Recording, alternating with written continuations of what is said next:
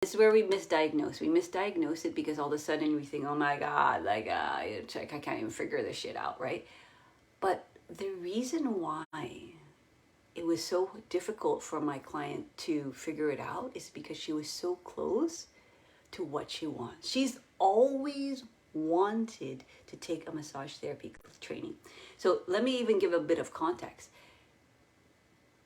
2-3 years ago, these options wouldn't even be on the table because she was going through difficulty and she was suffering from cancer.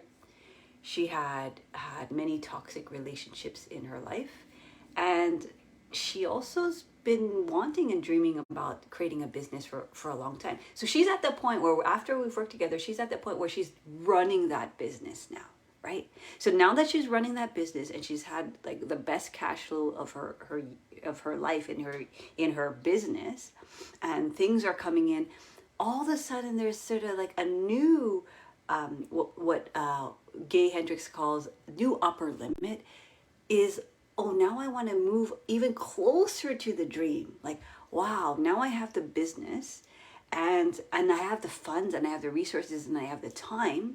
So what's going to happen in that time? And this is always going to happen. Whenever you up level, it's not when you get the thing, when you get the more money, when you get the more clients that you're going to relax. It's actually going to be like, holy shit, oh my God, that thing that I want is right over there. It's kind of like that boy in the corner where you're like, oh, he's so cute, but I don't want to talk to him. Oh my God, like you get so excited, but you're so nervous that you can't even do anything, right? So it's kind of like that, where what will happen is we will first feel all of the unconscious wounds. So for her, the unconscious wound of shame came up.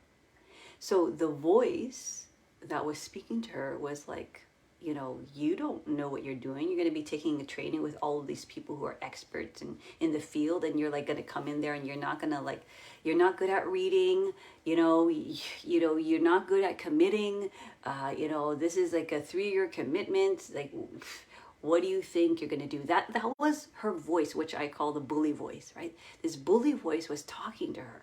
And sometimes we're not even conscious of it, because it's so funny, because a bully voice and then the other part of her, which is an excitement, kind of almost like they're always in dialogue, that you almost think that they're one person and you think it's you that is making the decisions. But really, we have to start to discern as sensitives those different parts of us, especially the parts that are very debilitating in our mind. And then we have like these physical coping patterns that we do in our body, and we have a certain way that the energy kind of moves. Either it's like moving very fast forward, or it's kind of like, oh, kind of pulling you back, or it's a little bit like scattered all over the place. So it's kind of like this lack of understanding of what's happening in your energy. And if you were to work with me, we work with that. We learn how to master our energies. One of the most important things for sensitive business owners. So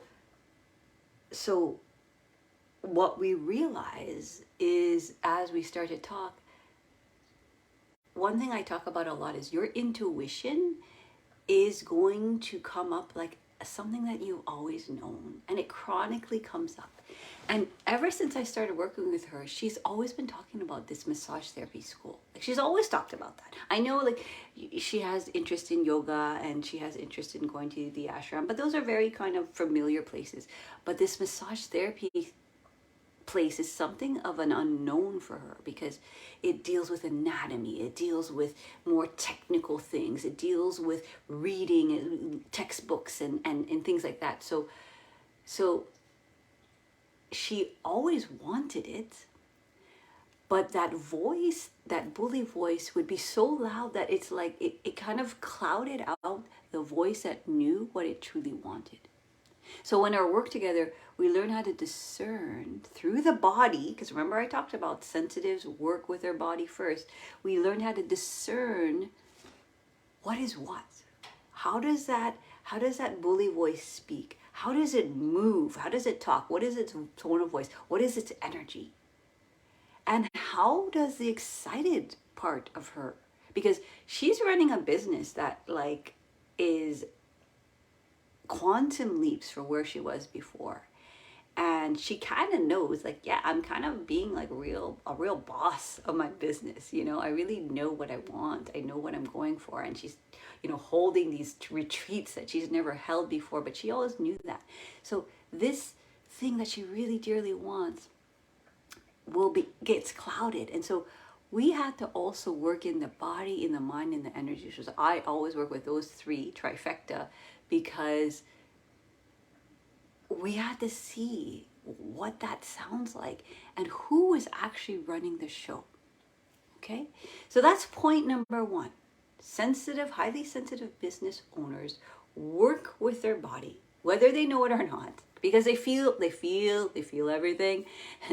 They work with their emotions, because what happens when we start to feel all the feelings, we start to get emotional, right? And sometimes it becomes overwhelming when we start to feel all of the feelings, right? Of other people, of ourselves, of our past wounds. This is a deep work, right? The past wound stuff is sometimes the thing that we don't realize.